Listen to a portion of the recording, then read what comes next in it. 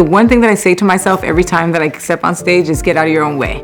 I want to share with audiences how I'm feeling, and I want to transform the way they view it. I think movement is very powerful. I think rhythm is equally as powerful than the way that music is. And I think tap dance is music. And there's a way to express a whole litany of emotions. My name is Ayodele Casel, and I tell stories with my feet, with my words, and through my choreography.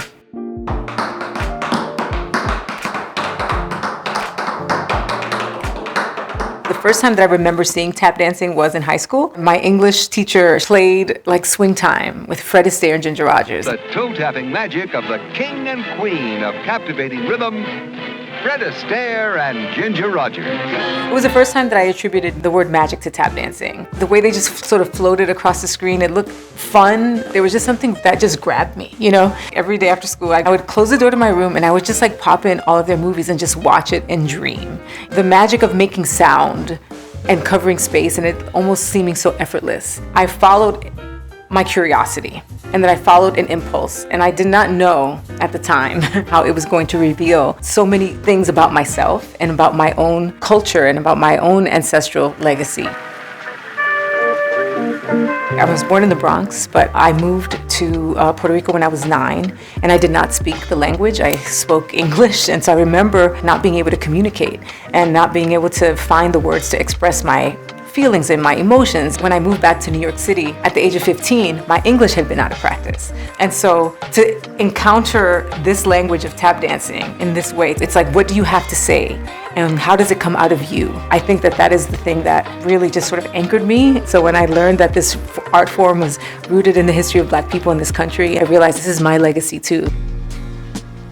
Black people, when they were brought here and enslaved, and they came over with everything that they were, including their ability to communicate through drums, and that they were so powerful in their rhythmic communication, they could start revolts across plantations. Laws were enacted in this country to ban the drums and to strip them of any rights that they had left. To say like, you're trying to silence me in this way, but I can always speak. So for me, tap dancing is what Black people did to turn oppression into joy and resistance. Even though I was so obsessed with Ginger Rogers, there was a part of me that felt like nobody's ever gonna see me as Ginger Rogers. And where are the women in tap dance history that look like me? I could not name one. I kept researching. I found Lois Bright and Louise Madison, Jewel Pepper Welch and Baby Edwards. And there was just a long list of women, Black women, that were equally contributing, but nobody had thought to document them. I have been speaking the names of these women, and I just vowed to myself that I would bring them into every space that I occupy.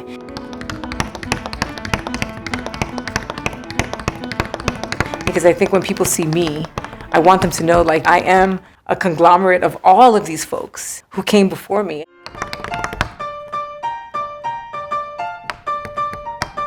I'd like to think that it's doing justice to their erasure. Knowing that all of those women existed and that we didn't know about them, I completely changed how I started to tell my own story. If I don't take responsibility for that, if I don't use my voice, if I don't document this, if I don't write it down, other people, might do it for me or not do it at all. The only way to change that is to demand that our stories be given equal value. I started to speak a lot during my performances, and I noticed that people feel like you bring them in a different way. And now all of a sudden, the tap dancing is the bonus part because they understand it a little differently. What does it mean when a woman shares her own narrative? It means that she has found her own power and understands how to use it in ways that not only benefit and honor her spirit, but shows other women how to do that as well. We have to start honoring our own legacies and our own histories. We need to do that for ourselves, you know? I think it matters. It matters a lot. There's just so many ways to tell stories. Sometimes people don't because they feel like it has to look like something or has to sound like something. But the thing is, like, there is no right way to tell your story. All you have to do is start. And the beautiful thing about it is that, like, it's your point of view that is important, right? You know, we need you. We don't, you, exactly how you are.